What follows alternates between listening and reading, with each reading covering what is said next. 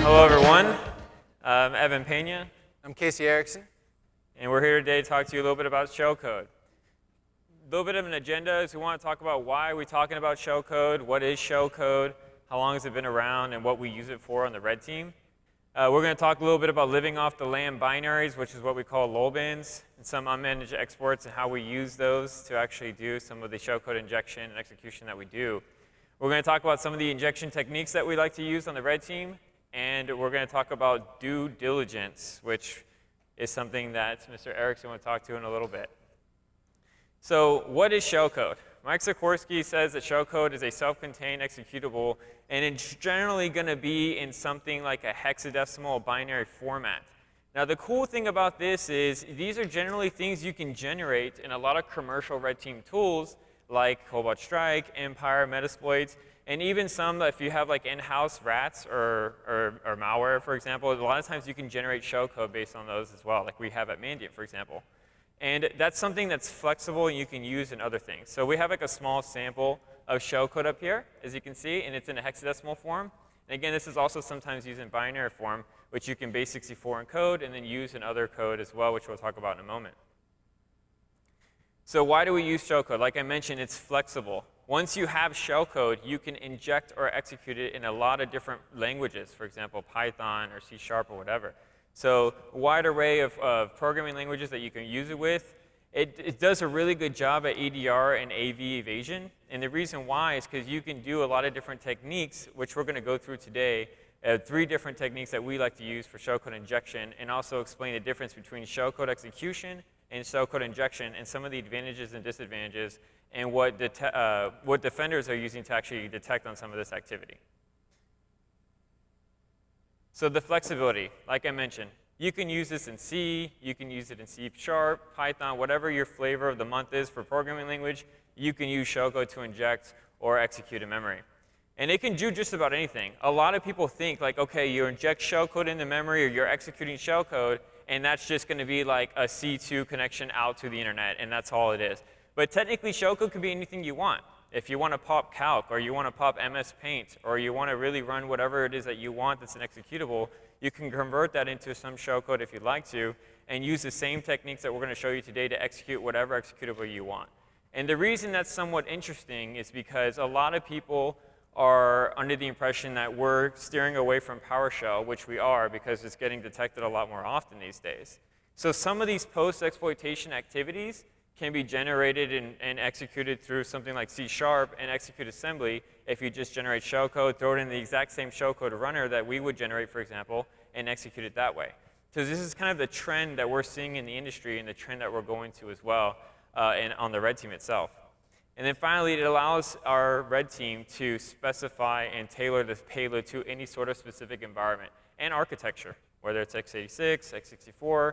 We can look at the different EDR products and determine which sort of shellcode injection or execution method we want to use to go against that specific EDR product or AV product in the environment.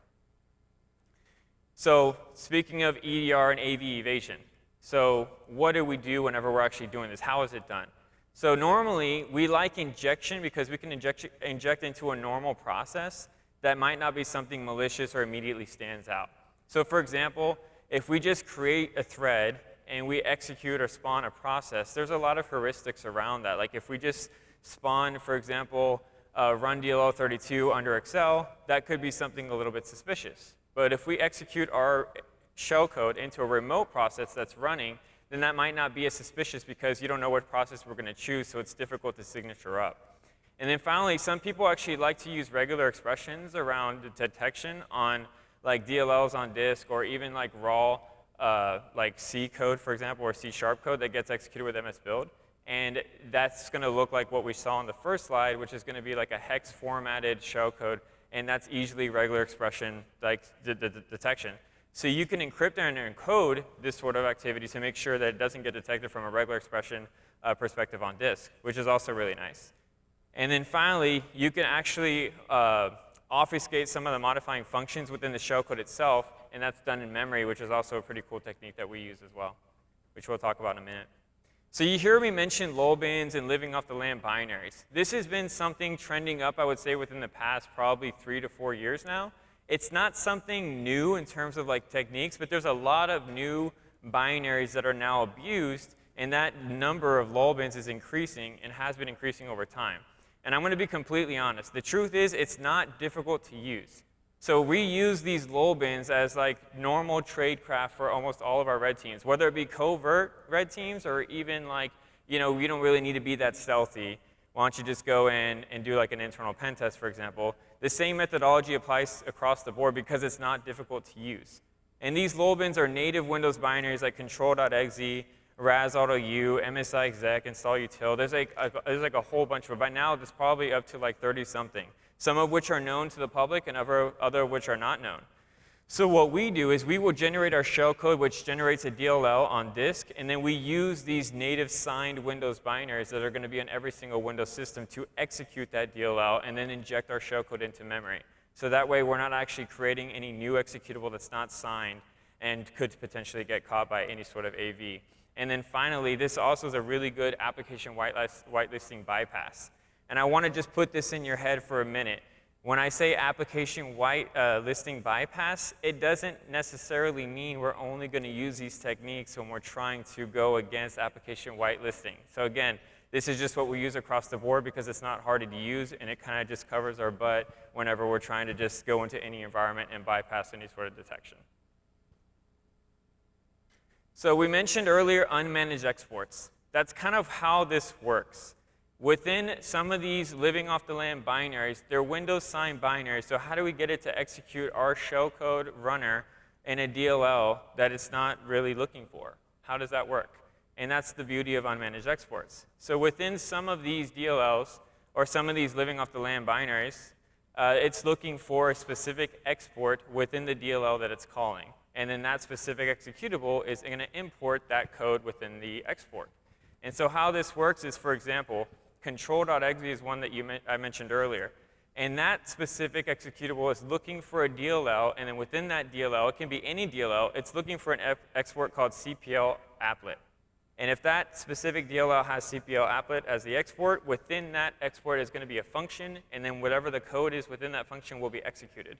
So who's to say that we can't create our own DLL and put a shellcode runner in there that is within that same export, so that when control.exe is pointed to the DLL, it'll execute whatever shellcode runner function that we have within the code. And that's exactly how this works. Now, normally, this is typically done in C++ or C, because that's how exports work. But what's cool is that there's this Rizeki unmanaged exports library within the NuGet package manager within Visual Studio that you can import into any Visual Studio's .NET project to actually get the same functionality within C#. This is cool for two reasons. The first one is it's not difficult to actually write C# code if you have like some development background. The learning curve for like C++ and C for the red team at scale is a little more difficult than something like .NET. So that's one advantage. The second advantage is there's this new trend again coming up with execute assembly, which executes C# code in memory. So if you don't want to use a lull bin, but you can still execute shellcode within memory, you can write your own shellcode runner without a lull bin, again, just executing arbitrary shellcode, and just use execute assembly to do it after you've compromised the system and you're just going through a beacon, which is another pretty cool technique that we also use on the red team. So I mentioned a few of these unmanaged exports. Like I mentioned, control.exe, the export that it's looking for is CPL applet. Now the cool thing about this is once you compile the DLL, it's going to be called, like, let's just say malware.dll. The cool thing about the control one for control.exe, which is essentially the control panel, it looks for file extensions that are called CPL. And the reason I like this one a lot is because if you double click a CPL file, it will automatically execute under control.exe, which is pretty cool. So there's no like command line arguments per se. I mean, there is command line arguments, but you don't have to like run it in a terminal. You could just double click the file and it'll execute accordingly, which is really nice. rasautou, it has the export called PowerShell. And I have this syntax there where you have like rasautou-d, you put the path to the DLL that it is, and then you do the tag P PowerShell, tag A. The reason I don't like this one is because there's a lot of command line arguments there that could be signatured up in different ways, so it's not my personal favorite. And then the last one we have up here as an example is msi-exec, which has just msi-exec/z with the path to the DLL. Now, you heard me mention there's like over 30 lull bins out there with a lot of different unmanaged exports that you can leverage the same type of techniques for with the exact same shellcode runner. So that's something I want to mention because whenever Mr. Erickson here talks about the tool, you can use that as a framework to expand the amount of unmanaged exports to call the exact same function within the tool, which you'll see as you guys review that tool with Mr. Erickson here. So again, this is just a starting point, and all you have to do is continue expanding your list as a framework to the one we released publicly. So we mentioned, again, process injection.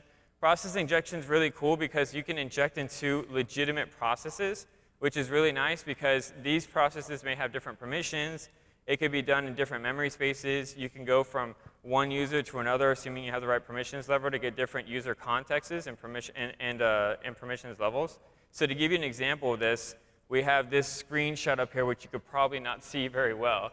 So because you probably can't see very well, I'll walk you through it. The top left-hand corner is essentially me opening up a SQL command, trying to connect to a SQL database, which I know one user on the same system is connected to. And it says, oh, I'm sorry, you don't actually have access to that SQL database. OK. But I run a process listing, and I see that there's another user that has an established connection to that database, and he's already authenticated. So I'm like, well, maybe I can inject into his process and then run under his user context because I'm an admin, but I don't actually running under that user context, but I can inject to a process that he's already running. I do that, run the exact same command, and now I can actually run and access the SQL database in this case. So again, process injection, not just used for AV evasion, EDR detection. It could also be used for privilege escalation. So it's another cool technique that we use whenever we're doing these red teams. I'm going to go ahead and pass it over to Mr. Erickson to talk about how we're doing some additional process injection. So when we set out to create this tool, we tried to develop a DLL that executes shellcode through a variety of techniques. The three we have listed here are create thread, create remote thread, and queuser APC. Each one of those techniques corresponds to a specific call in the Windows API, and we'll walk through some of the more specifics a little bit later.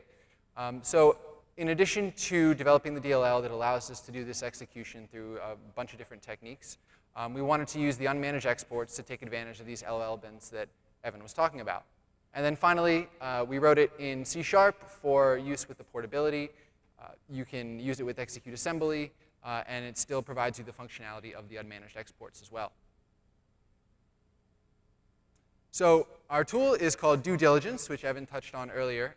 So it's essentially started out as a framework to build on. So we provided all the necessary tools for someone to take this tool and build upon it, whether it's through shellcode obfuscation or adding additional unmanaged exports.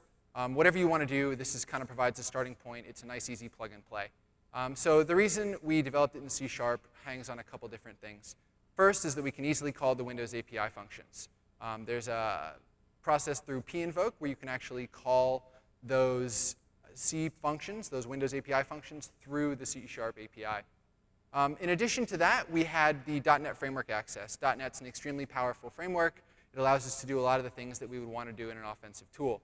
And then finally, it allows us to easily switch between injection types. And we'll look at a little bit of the code later just to show how easy that actually is. So you'll see here, the tool has been released on the FireEye GitHub. We have the link here as well. There's an accompanying blog post with it, which is named here. And then finally, we have the name of the unmanaged exports package that's used through the NuGet package manager.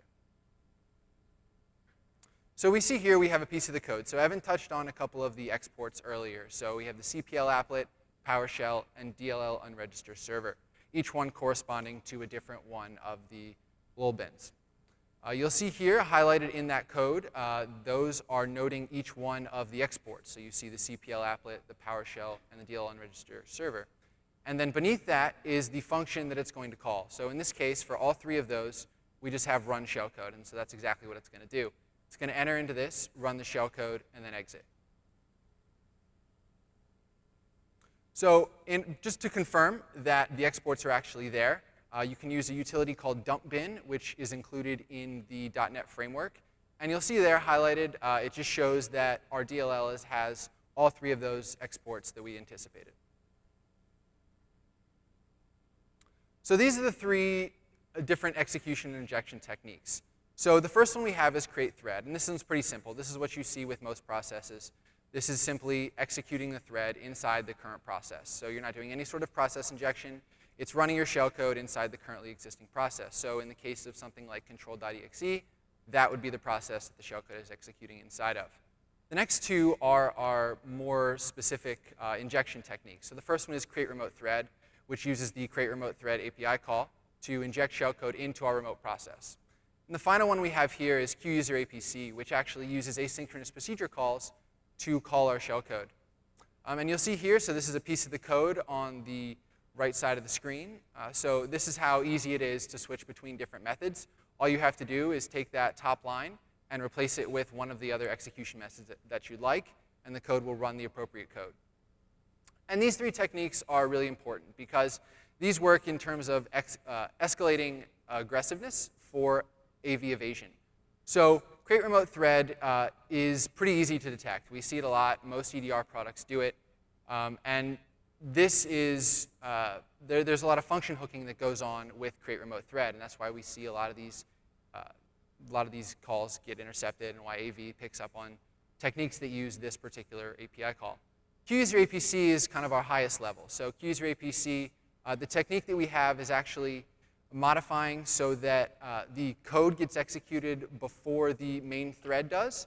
So in that case, it actually ends up avoiding some of the function hooking that AV has put in place. So we want to talk about shellcode injection real quick. So we talked about the two techniques, create remote thread and QUser-APC. So there's one or two really key features to the different injection that we've done here. So the first one that it does is it actually creates a new process for injecting into. So you can actually specify in the code what that process is, and it doesn't rely on an existing process on the host, which you may not know. The second important part is we're actually modifying the memory protections to not leave read-write execute pages in memory. This is another very important thing for AV. They key a lot on that particular combination, and when that particular combination of permissions is seen on a memory page, it's more common for the AVs to detect on that. So what we've actually done is we've actually modified our code a little bit, where we have different pieces of our process flow. We've modified the memory protections for only what we actually need. And what this does is it actually allows us to avoid leaving those RWX pages in memory. And so this is just a representation of that. So you see there highlighted in the red boxes. So we're creating the process suspended. And at the end, we'll end up resuming. So this is what helps us avoid some of that function hooking. And then the other two highlighted boxes there are the different permissions that we're setting on the sets of memory. So the first one, we're allocating some memory within this process that we've started. And we're saying that those pages should have read-write permissions. So then we go ahead and we write our process memory into the section of memory that we've allocated for ourselves. And then we actually change the memory permissions so that it's page execute read. And so what ends up happening here is at no point during this process are RWX pages left in memory, but we still are able to complete our whole process flow from the writing the shellcode in to the actual execution of it.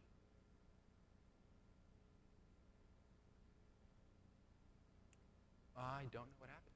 Can we go back, please?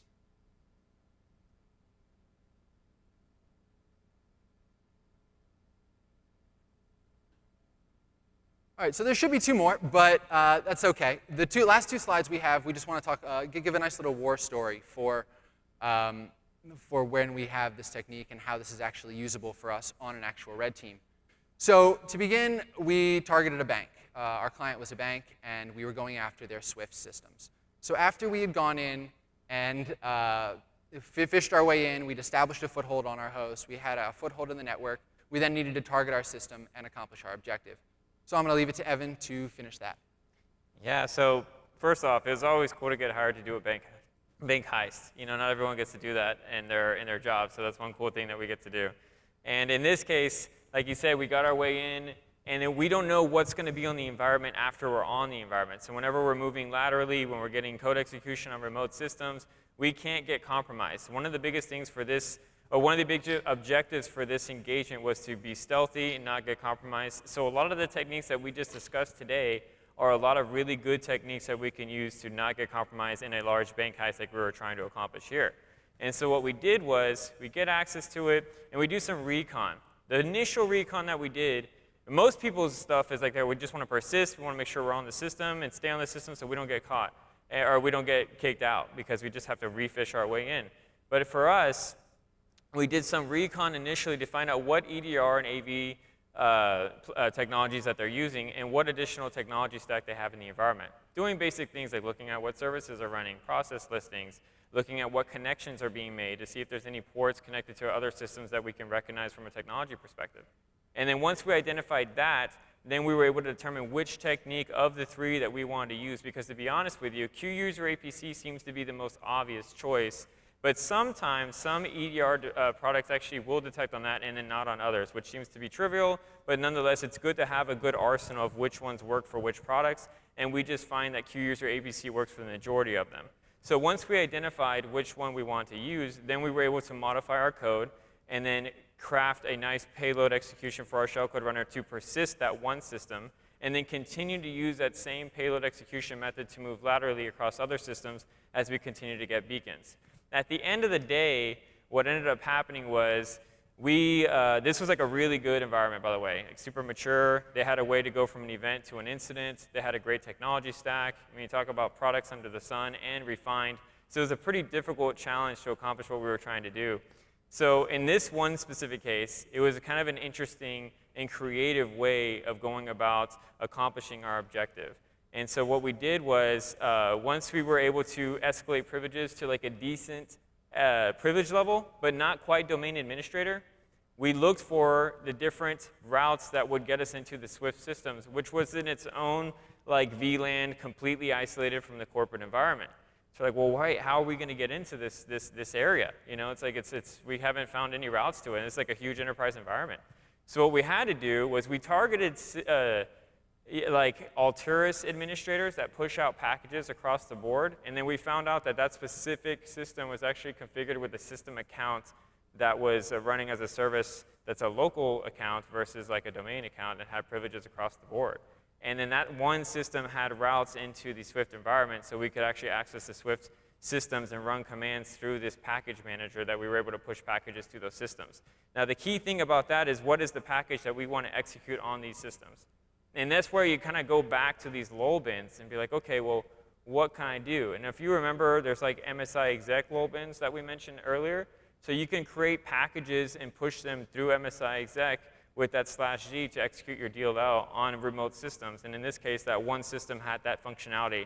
So we were able to compromise the Swift systems through that functionality of this other system.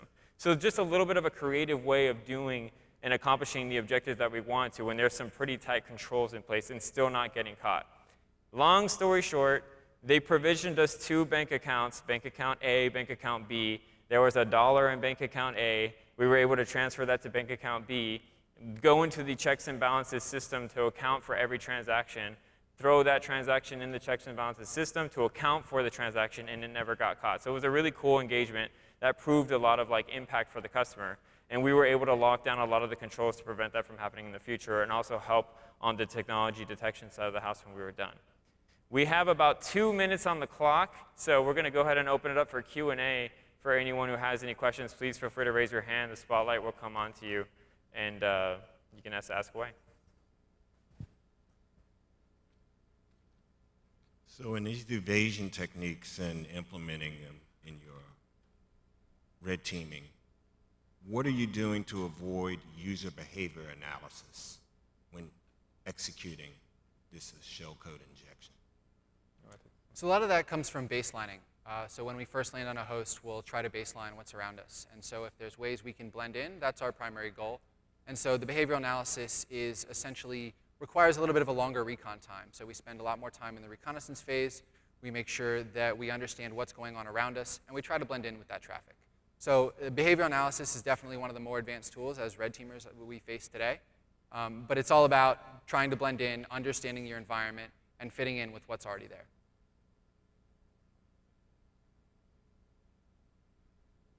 Any other questions?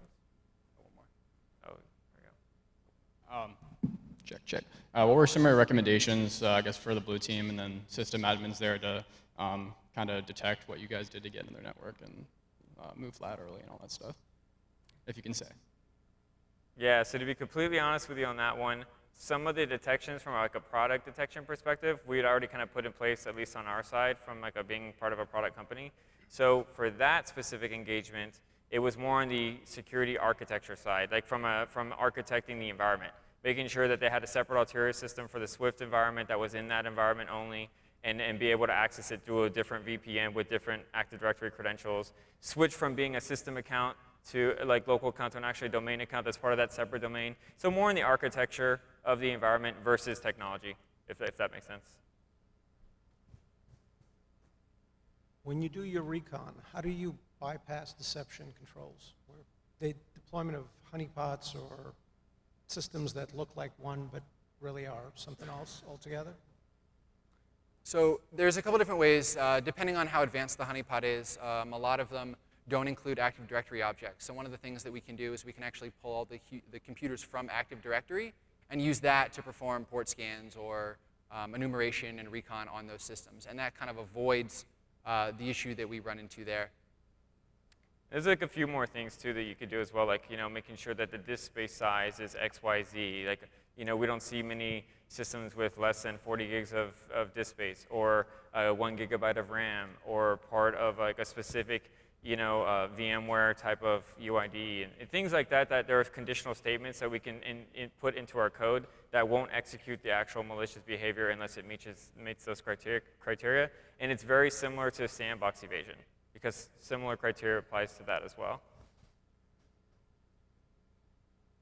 And we are at time, so I appreciate everyone. If anyone has any additional questions, there's another talk coming like right after us, so we'll be outside. If you got anything, feel free to buy us a beer or something, just kidding. Thank you. Thank you.